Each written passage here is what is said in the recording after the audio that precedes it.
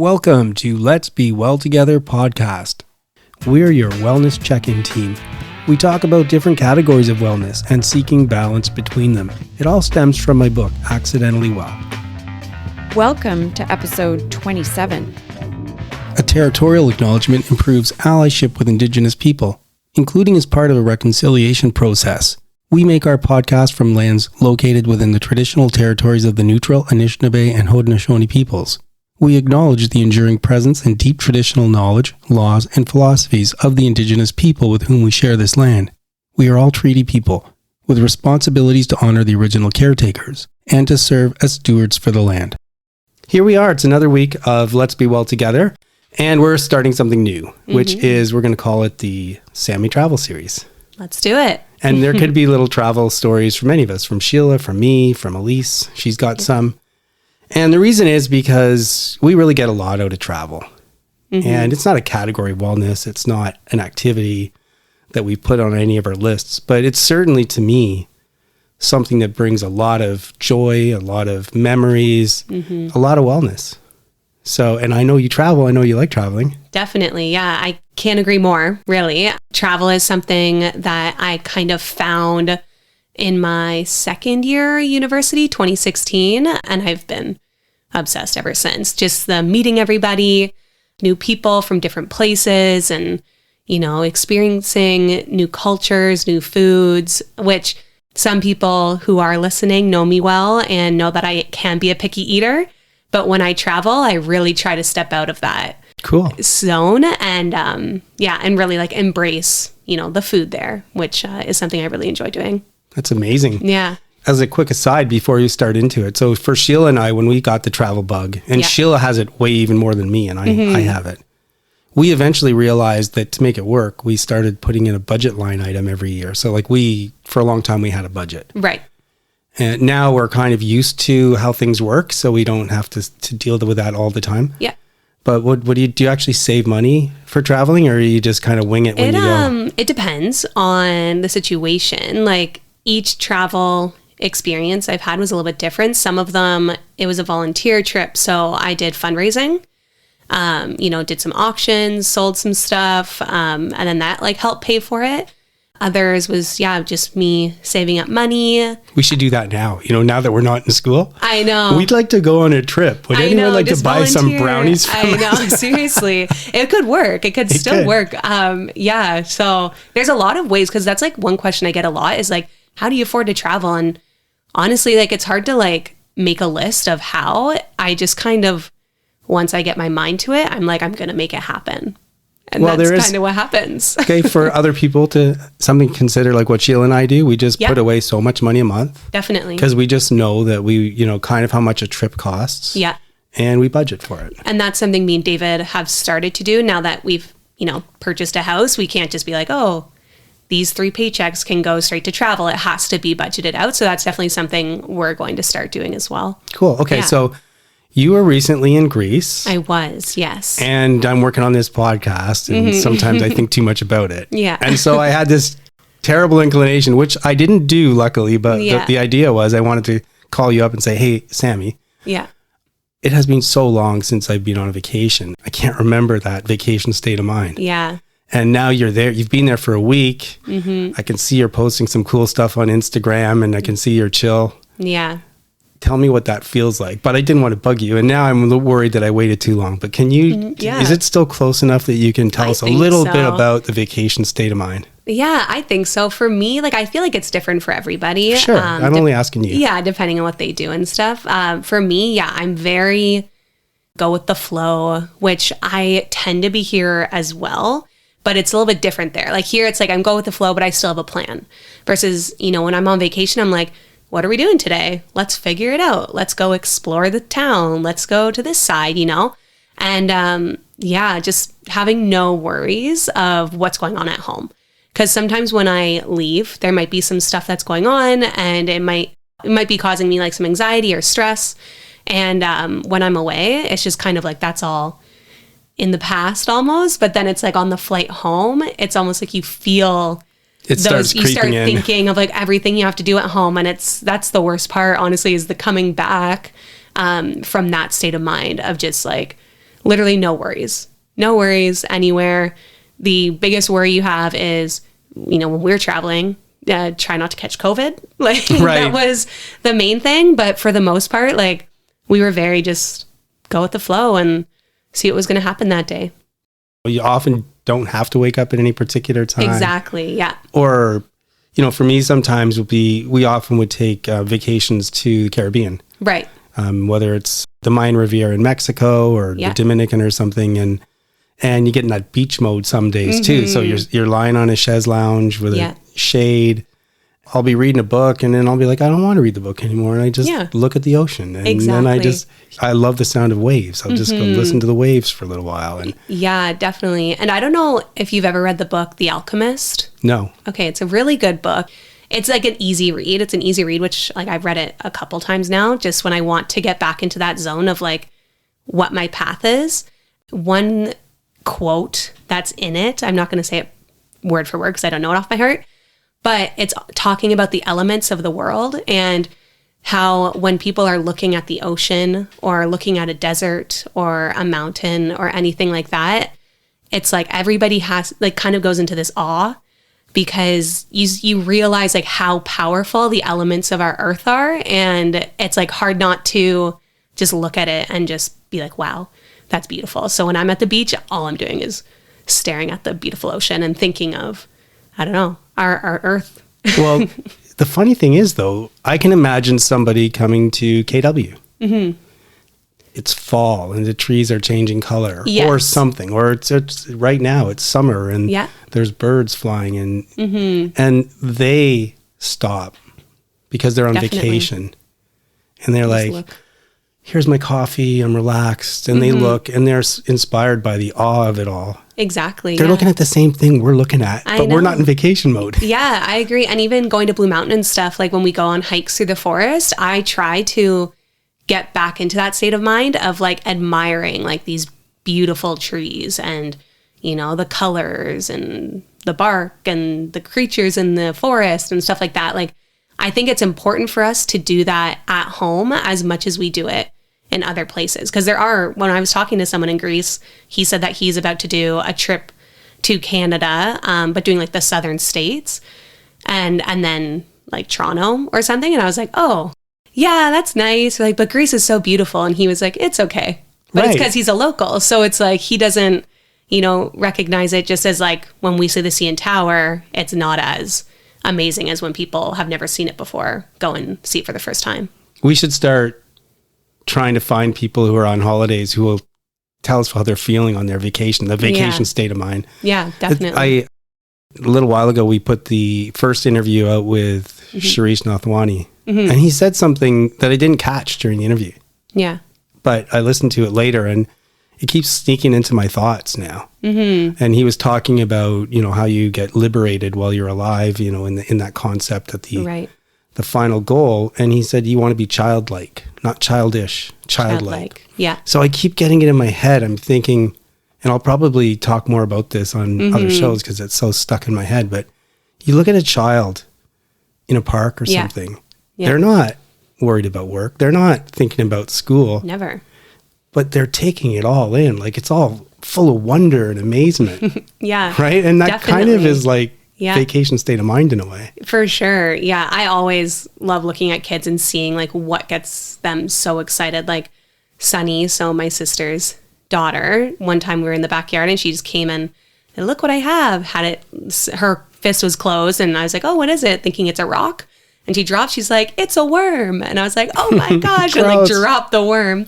But then like, you have to think like she was so excited to find this worm in the dirt that she was like playing in. And to me, I'm like, that's gross. But I also have to, take that in and be like, yeah, that is really cool. Like there's a whole ecosystem in our garden. Yeah. Thinking like a kid is the best way to go about life, I think. we often talk about bringing yourself back to the moment. Mm-hmm.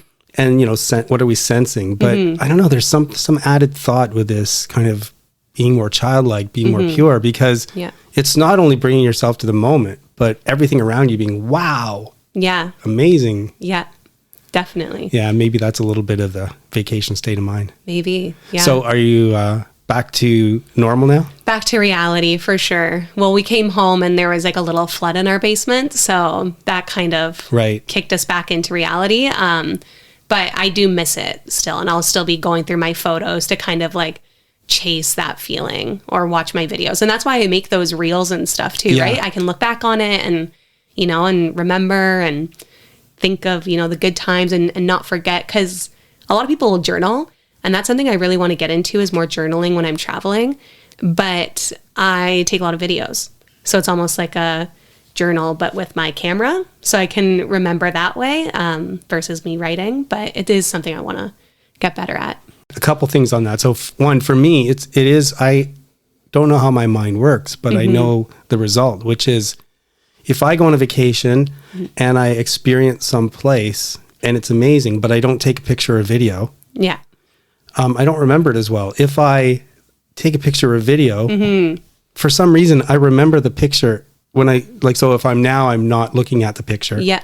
I'm just remembering my vacation. Yeah. I don't think about the place where I had no picture, but I think about the picture and it reminds me of the event. So I almost need to take pictures. Yeah. I wonder if that's kind of like plays into the way like brains are wired differently. You know how like some people will say, I remember faces, but not names. And other people are like, I'm really good with names, but not with faces.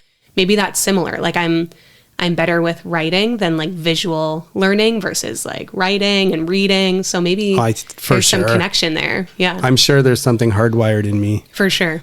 And then the last thought, and I guess we're kind of coming to the end, is I did read once on a wellness topic. Yeah. This concept of banking your time. So the difference between people from North America and people from certain other places in the world. And basically the North Americans are wrong. You cannot bank time. Yeah. So what North Americans, a lot of them think is, I'm going to really work hard. And then especially when I'm getting up to my vacation, I'm going to work long hours and bust it and really do, because why? Because then I can go on vacation and then I can relax. Yeah. And then I'll be even keeled. Well, apparently you can never make up that time. So if you work yourself to the bone, and you're overtired, you do not make that up on vacation. No, that does make sense. And just the concept of time just brings up one last story. In Greece, we obviously, here you get to the airport, even if you're just going to somewhere else in Canada, you get there like at least 2 hours early. Our flight coming from Toronto to Greece, and then we had to get on another flight to head to Crete. We were like an hour late. So we thought we were going to have an hour and a half, but we ended up only having 30 minutes and we had to get our luggage, get back checked in, get everything going. And we ran up to the front. We were like, our flight leaves in like 30 minutes. And they all just went, oh, it's okay. You have time. And I'm like just that concept of time in different places versus time here is like, you have to be like 3 hours ahead of time versus there. It's like, you'll make it. Don't worry. They're just calling your name. If you're like 10 minutes in, they're like, oh, like you can come to the front now. And we're like, okay. So it's just interesting. Well, I can't wait till I can get back in the vacation frame of mind. Although I do feel like I'm doing better at living in the present more often now. So it's not as stark a comparison, but it's still not that I've been on vacation. Now it's been 3 and 4 days. Yes. I've left things behind. Yeah. I'm looking at the waves. Exactly. It's all good. Yeah. Guests are giving their time, expanding our minds. Today's interview is in the area of financial wellness, and we welcome back Jill Melanson. And we ask her about basic financial planning concepts and steps to think about when starting out in a career. So Jill is a licensed mortgage agent who works with Invis, a large and respected Canadian mortgage brokerage. Mortgage financing can be complex and confusing, and Jill helps her clients make informed choices, and she's there after the mortgage closes, providing tips and strategies to build long-term wealth. Jill previously worked at TD Canada Trust and at RBC as a financial advisor. She completed her Canadian Securities course, among other investment courses, and Jill has been married for 10 years with 2 beautiful kids. We're all about being well in a safe way. When it comes to finances, that means getting advice from qualified people who need to know your personal circumstances. So to be clear, today's show is not advice to our listeners, on how to deal with finances. Neither Jill nor I are financial planners. we think it's important for you to think about getting advice from someone qualified and licensed to help you with finances. And that person will need to know your personal circumstances and your appetite for risk and other things to help guide you. Our podcast discussion is meant to tweak your interest to get advice by discussing financial planning concepts in general. And some of our listeners will be familiar with these concepts, and to them, please bear with us. So welcome, Jill. Hi, John. Thanks for having me. Okay, so my question. So when I was a new lawyer starting out, and lawyers don't have pensions, it's up to them to save on their own for the most part. I made the mistake of not figuring out how to save for retirement or how to have a rainy day fund for when something doesn't go right. And that affected my frame of mind at times in a negative way. I'd start to feel stress, and I can't help but wonder if I can go back in time, which I can't. So let's talk and maybe help some people who are just starting out in their careers, in their trades or professions. What kind of general tips could you think of for that person? And what would you have advised me, my younger self? Well, John, there's many things to consider, but we'll start with some of the basic concepts. One of my favorite conversations to have when I was at the bank was this, helping young people start out with their savings or investing journey. So break it down kind of into two categories. First, I'll get a general feeling for what you're saving for. That'll give me an idea, like you mentioned, your risk tolerance and those types of things. And then at this point, I would advise people who ask me, where can you find a planner or somebody that can help you that way? And then secondly, we break down the actual savings vehicles. So whether it's a registered or a non-registered account, and then we break it down even further into cash, equities, and fixed income investments. Okay, and because we do kind of shorter interviews, kind of 15 minutes, you've been kind enough to do 2 interviews today. So let's focus the first one on the first category, and then we can talk more about things like investment vehicles and types of accounts and that kind of thing in our second interview. How does that sound? Sounds great to me. So when people came into me and started talking about savings, my first stop was always at that rainy day account that you mentioned in your introduction. Which I didn't have. I was told young and early to get that set up, so I was thankful for that. But you need to have that account. And the rainy day account sits in a bank account, essentially, a basic banking savings account that doesn't fluctuate based on what's going on in the world. It's there the days you need it for those unexpected emergencies. People that go on vacations annually, that can be your savings for that. Things that you're going to pull at random times, house renovations, those types of things. And how much should I be thinking about putting into that fund? People say 3 to 6 months of savings, or living expenses, And then if you're going to be pulling it from it, such as annual trips or things like that, then you can always add contributions here and there once in a while. What you're saying is if on one hand you want that fund just to be able to deal with, say, emergencies, and that's something like 3 to 6 months in living expenses, and so I take it you have to do a bit of a budget to understand what those living expenses are, correct? Yes, for sure. So yeah, you would go through I personally went through my bank account and said, these are my mortgage payments, to break all of that down. So you'd have that 3 to 6 months amount. And then if you also are thinking, okay, well, I also want to use this money to, next year I might want to do, $5,000 in renovations on the condo or the house or whatever it is. You're saying that should be in addition to the 3 to 6 months. You can do it in addition, or you can also open up another one of those basic type savings accounts and set it up separately without getting too crazy. Then yes, if you're planning to pull from it, or there's an intention for it on top of that, then you would contribute to it as well. And you said that keep it in a bank account. And why are you doing that? So the bank account is available 24/7.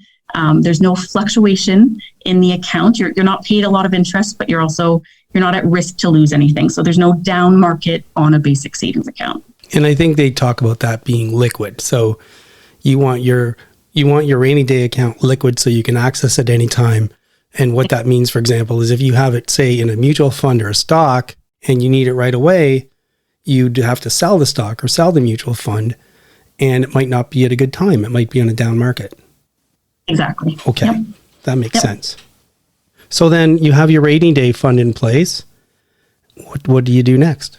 So I would say the next thing is that the earlier you start, the better. So the longer you're saving, the more your money's going to work for you. So compounding on top of each other on whatever rate of return you're earning. And this is now more talking your actual investing. So again, your basic savings account is going to earn you minimal money, but there when you need it. When you're talking investing, the sooner you start, you're going to put money into, say, a mutual fund or an equity or whatever the case is. It's going to start growing for you. So the sooner you start doing that, the more it's going to work for you. So are you talking about, for example, so I have my money, I'm making my money for my job, I buy groceries, I pay rent, I've got my rainy day fund. You're talking about a separate saving account that I'm going to set off to the side. I'm not going to think about accessing it. I have this separate thing off to the side and I don't use that money. Yes, okay. Exactly. So then that goes into the purpose of the account. So you're going to have, the purpose is going to be retirement savings. It could be for your first home. It could be for your first car, depending on where you are in life, or you could have a number of different accounts for different things. All right. That makes sense. Mm-hmm. And is there any, what kind of sense of how much should I be thinking about trying to save there, and how do I set it aside? So I guess you would do it in an order of importance, but the idea or the kind of known target amount is 10% of your take-home pay. The idea with that is that when you receive your pay into your bank account, if it's deducted from your income automatically, you don't notice the money missing. So for an example, $1,000 pay you typically receive on a biweekly basis. If you deduct 10% of that, $900 would go into your bank account, and you wouldn't notice that kind of 10% missing from your account. Okay, let me break down a few of those concepts just to try and help some people who aren't as familiar. So first of all, you're saying your take-home pay, which I understand to be your after-tax income. Your net pay, yes. Right. So let's say somebody makes $50,000 a year, and I don't know, let's just imagine they pay $20,000 a year in taxes. So they're netting $30,000 after taxes. So over the course of the year, you're saying that they should try and put 10% of that $30,000 into savings. Yes. Okay. And then secondly, this automatic thing, you're saying they should set some mechanism up.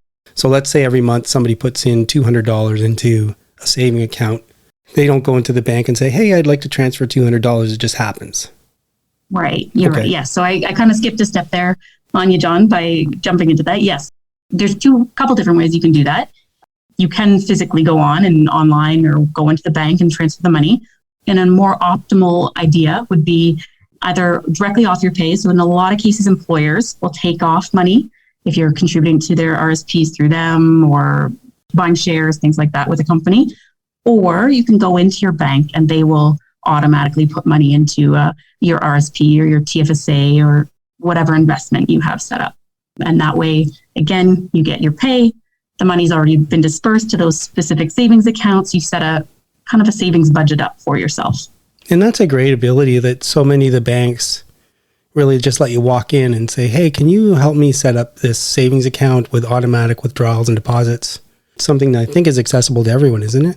Yes, for sure. And that actually leads into another good point about when you do set these accounts up, they're going to go through your risk tolerance, and they're going to ask you a lot of what they call KYC or know your customer type questions to get a better idea of your risk tolerance, time horizon, the purpose of the money, those types of things too. So they want to make sure they're setting it up in the right accounts, investments for you, et cetera.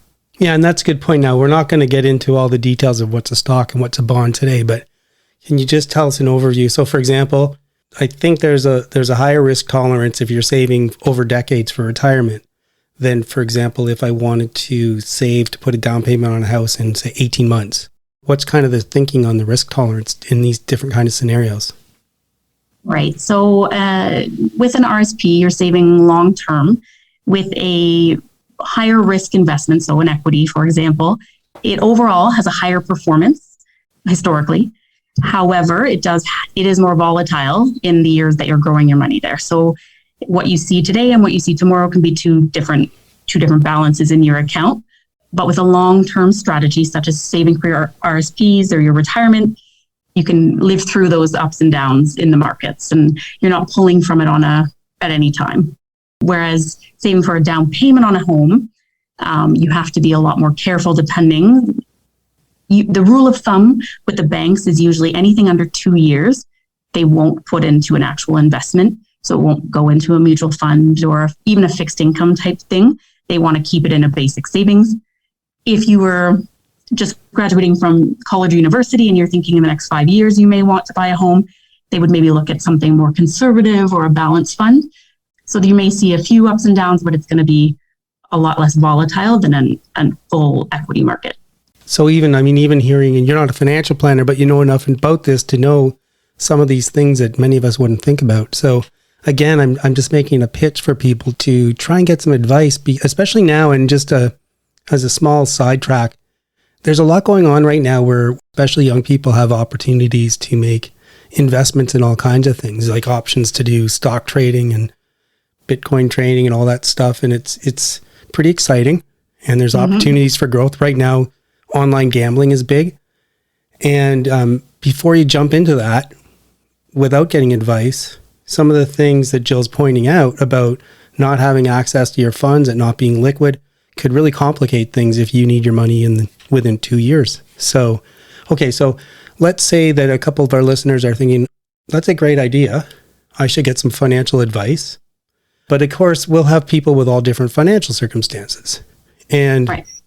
The one concern I have, for example, is somebody who doesn't make a lot of money and might say, well, I don't make enough money to get any help.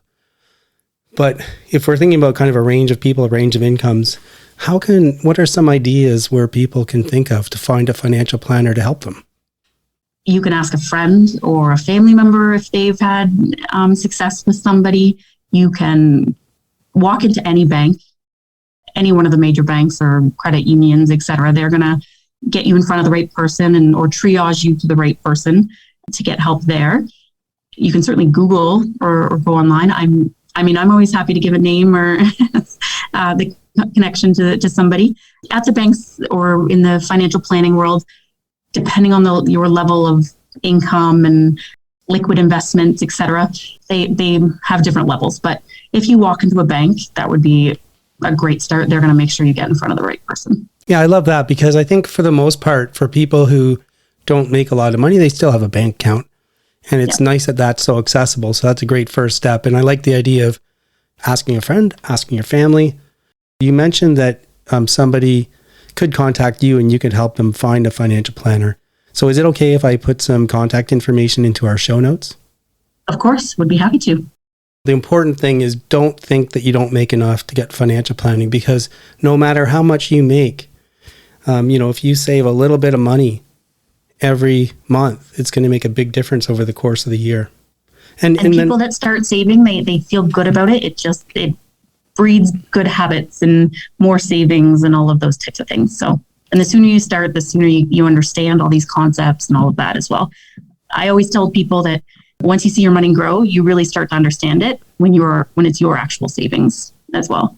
Yeah, and the other thing too is if you start saving when you're a young boy, it's amazing how much better that is, 2 decades from then, to see how it grown. That's a really great feeling as well.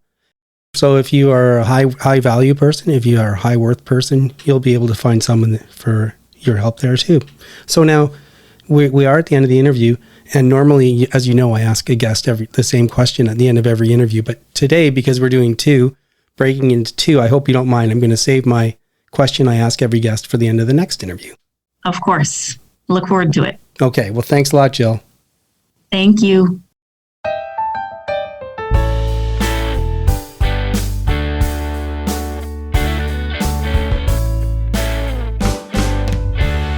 I'm Cameron, and welcome to another installment of The Adventures of the Starving Artist. I made it to the end of July. I'm still alive. This past weekend was the first weekend I've had a chance to sit down and rest and chill out and not have to drive somewhere for a performance or a wedding. Now, don't get me wrong. I love doing what I do, but I was very grateful to have this rest time this past weekend. My goodness.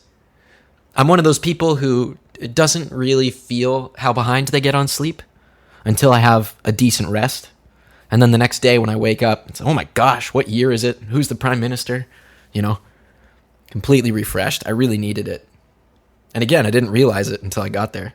But that's good. And just because it was a slowed down weekend doesn't mean it was completely empty. This past Sunday, I met up with one of my students. He's about my age, and he's learning voice, but he's a very talented guitar player. And so he and I got together and had a jam for a few hours. He bounced some of his song ideas off me. I threw some bass on those. And then we switched a little bit. I threw some of my ideas at him. He threw some guitar down on those. And then we just got creative and jammed around. Always fun to make music with somebody else. It's kind of like having a conversation, you know? There's back and forth. There's call and response. Question and answer, if you want to think of it like that. And in my experience, after a little bit of shaking off the cobwebs and feeling each other out, the style and all that, you can really get some cool stuff. And I think we achieved that this weekend.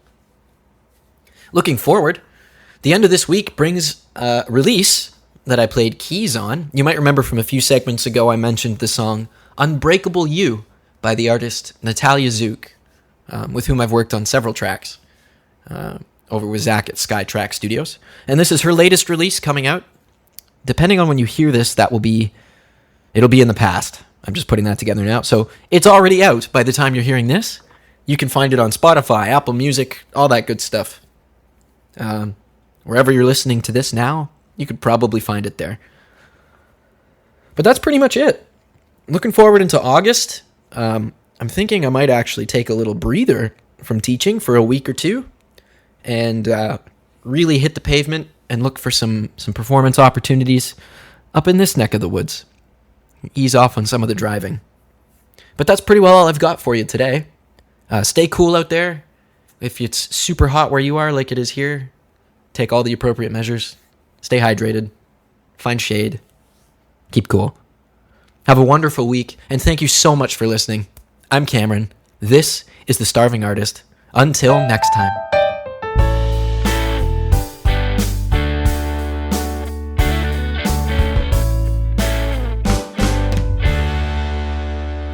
If you like what we're doing and enjoy the show, please spread the word about us. Connect with us on social media. Follow our Instagram account. It's at lets.be.well.together. Please also subscribe to us and rate us on your favorite podcast platform. Move that body like we're meant to do. In a world of sequels, we are doing gardening part 2. It's John and Sheila. Hi. So Sheila and I think Sammy did an earlier Move That Body about gardening as a great way to move that body. Yeah, that was a good one because she hasn't gardened. So hopefully now that she's got her house, maybe you and I can even go over there and garden with her a little bit. Or at least I think David actually really likes gardening. True. So you don't want to take it away from them. That's true. But I think, between looking at different people's houses, maybe they can come over to our place and look and see if they like any of the ground cover or something that works. Mm-hmm. Because there's so much experimentation. There is. Because what works in one place might not work in another, or often doesn't work in another. So yeah. So one example in our garden was I like a ground cover called Sweet Woodruff. It's got really nice leaves and has little white flowers in the spring. And so I planted it in this little patch underneath the crabapple tree that we have in our backyard that blossoms that I talk about in my book. It's working, like it's growing. But then I noticed that this plant was growing, like some kind of ground cover just in a little corner. That we didn't plant. And the woodruff was doing okay. But this other one then just started to kind of take off. And I didn't get rid of it because it didn't look like a weed. Mm-hmm. And in retrospect, I think what I realized was you had an annual basket close to it, and I think it grew down from the annual basket and then planted itself. Yes. So then what we've learned over time is if there's a plant that really likes a spot, that's a good spot for it. Yeah. So we thought, well, why don't we see if it likes it? And now the whole garden is that ground cover. Yeah. Called Creeping Jenny. Yes. So now we have to move our Sweet Woodruff. None of this has anything to do with what we're talking about today. True that. What happened was I like to pull articles if I see them so we can talk about them sometimes. And there is an article called Gardening Can Improve Mental Health Even for Novices. Right. So it was almost like not only is it confirmation that gardening is a great thing to do, like we're talking physically for Move That Body. Yeah. It also has mental health benefits. Isn't that interesting? See, I never thought that. They actually are saying that they use it for therapeutic reasons in clinics. And I've heard of them using art or music for therapy, but not gardening. And they say that they get really good results from gardening. I guess what they did is because people were using it for therapeutic reasons, they decided to do a small test. Yeah. Now, I should say at the end of the article, it specifically says that larger scale studies are needed to better understand. But still, there was good results in this study. So let me just read what they said. 15 women who had never gardened before attended gardening classes 2 times a week for a total of 8 sessions. These participants reported lower levels of stress, anxiety, and depression. So that's amazing. And then they pointed out that gardening is an activity that involves learning, planning, creativity, and physical movement. Mm-hmm. So anyway, that just made me feel great because we love gardening in terms of move that body. And I have to say that I do find it very therapeutic myself. Oh, me too. I find it very therapeutic. And it's one of the reasons why I really enjoy it, actually, as well as the physicality of it. But I think being physical helps you mentally, right? It helps me kind of get out of my mind and relax, and then being in nature, of course. And when you're gardening, you're right in the dirt, which is kind of grounding. To me, it's intellectually stimulating because you're trying to figure stuff out, but it's really satisfying. It's one thing to use effort, but it's another thing when that effort creates something. Mm-hmm. And there's a lot of taking chances in gardening too. And when you take chances and it works, it feels amazing. Yeah, you have to be patient though. That's very, very true. So for example, we did some major backyard stuff. How many years ago was it? Like 4 or 5? I have no concept of time anymore. I'm sorry. I know, we're too old. But let's say it was 5 years ago. And we know from prior experience. So the first time we worked with gardens, we put way too many things in it. Yeah. We're like, oh, well, we got to fill it up. Yeah. Well, guess what? Plants fill up the space. Yeah. So now we know this time to put some in and wait. Yeah. And wait. Mm-hmm. Only now, after 4 and 5 years, are we starting to see the kind of vision, the ultimate vision. And it's kind of cool. Yes. Now that some places, it didn't work. So we have to put something else. Right. Because the plant we picked didn't work. That's okay. You've got a nice spot you like in the backyard where we sit at the table, coffee, and you look out, and it just feels amazing. Yes. We planted roses 2 years ago, and they are starting to bloom very well. I think they take a little time to root, but they're coming along. So I know. Yeah, it and is. that way I keep getting to say, this is going to date me, but I never promised you a rose garden, but you got a rose garden. Oh, very nice. Thanks. Anyway, so move that body part to gardening. Remember that it's not only great for the physical side of it, but studies show it's good for your mental health. There's a thought. Popped up while running. If you've been listening to the podcast for a while, and especially if you read my book accidentally well, shameless plug for my book. Be great if people went out and got a copy and read it and gave some feedback. If you've been doing those things, you'll know that I'm the kind of person that likes to break things down. I've got my categories of wellness. I've got the bullet points of activities that foster each category. And I was out today on my run and I was thinking about something else I'm working on. And it's still in the developmental stage. But what I want to call it is the I Feel Amazing scale. And I want to try and figure out a way to measure times when I feel great and then break things down. So what do I mean by that? Well, it's a matter of working backwards. And I heard this in the context of trying to figure out why people live for a long time. Initially, scientists wondered about all the good things that contribute to your health, things like nutrition and working out. And they were theorizing how that would help people live longer.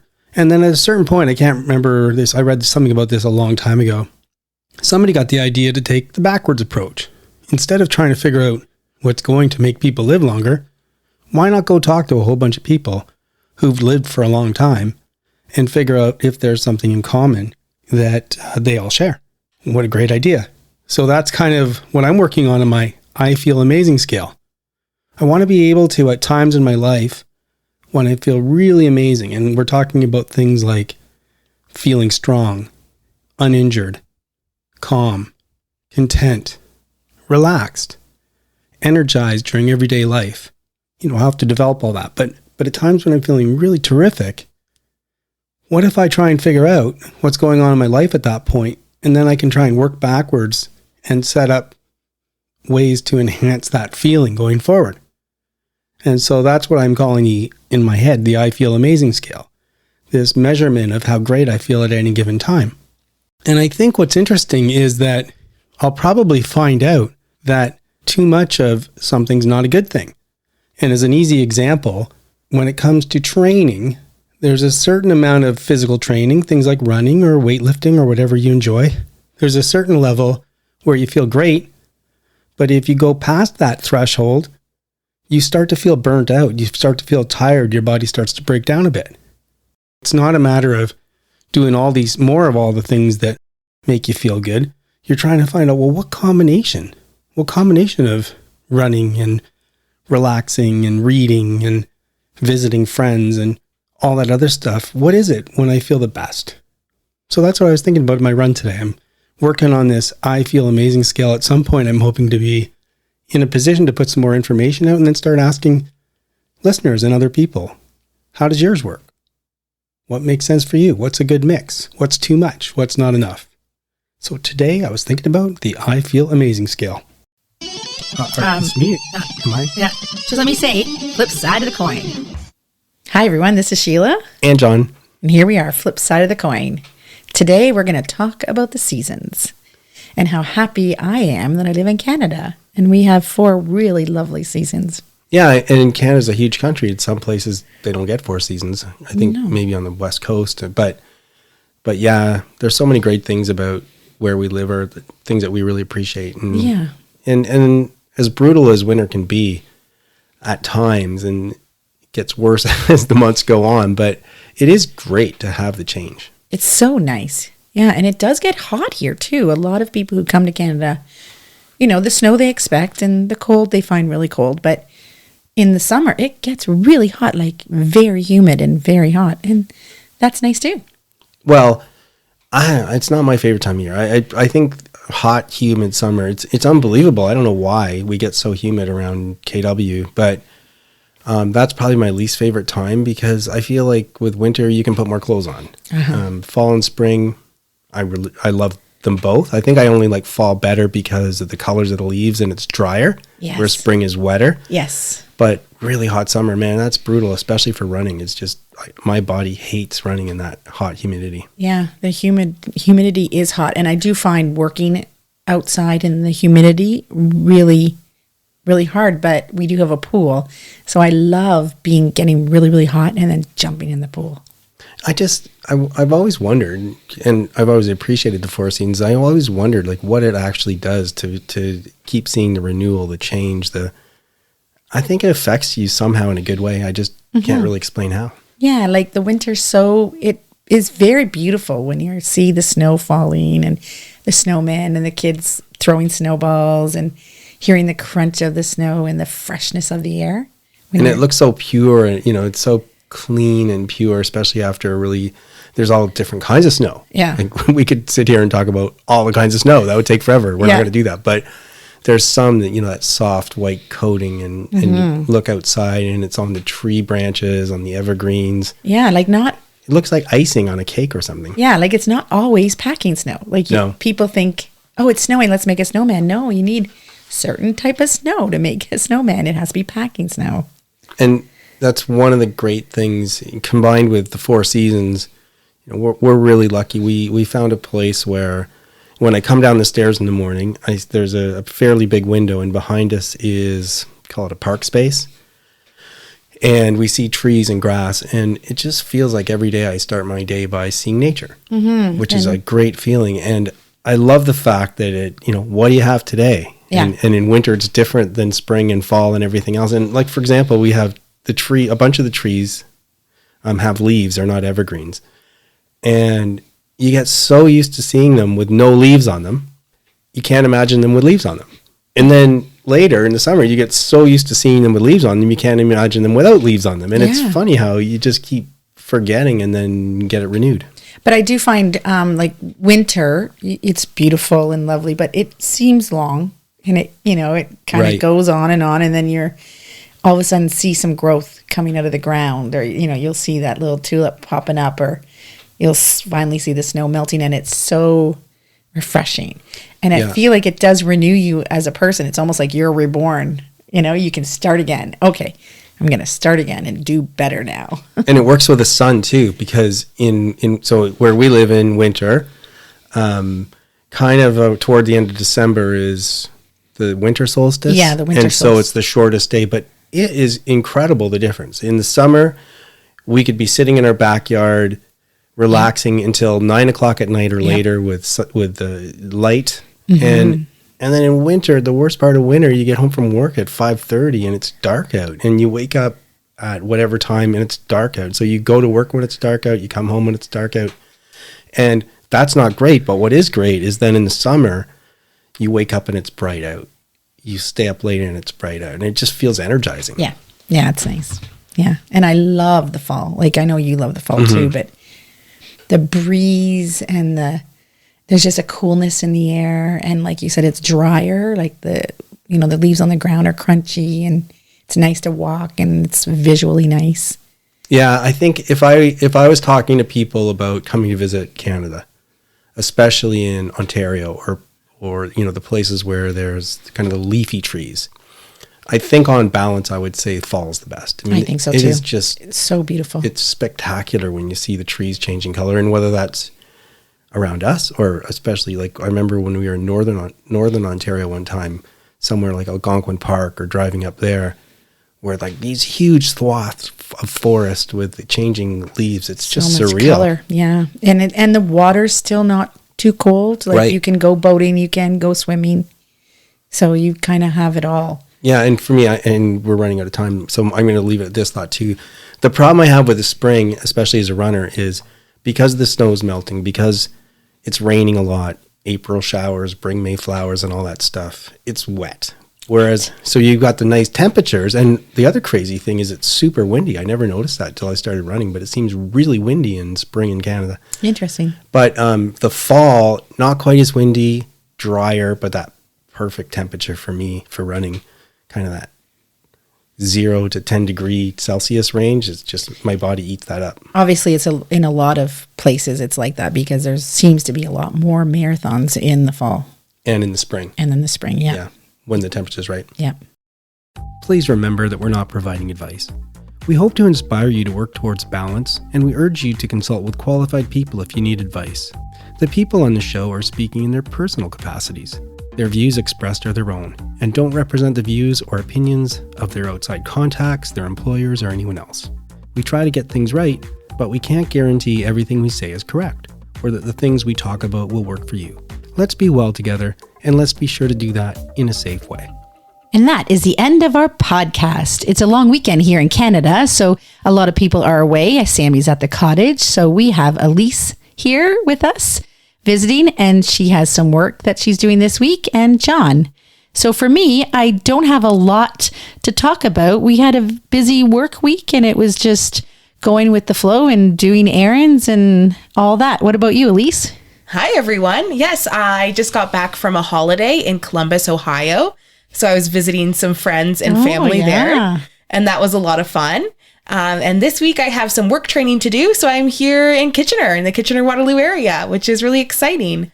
So I'm excited to be in the city and go to some nice restaurants, do some training, hopefully do some nice walks around the city. Mm-hmm. You're going to be close to Victoria Park, so hopefully you take a little hike around there, see what's going on downtown. Yeah, beautiful spot. Yeah. How about you, John? What are you up to this week? Oh, it's John, is it? Yeah. Okay. I wasn't sure. Well, that's cool.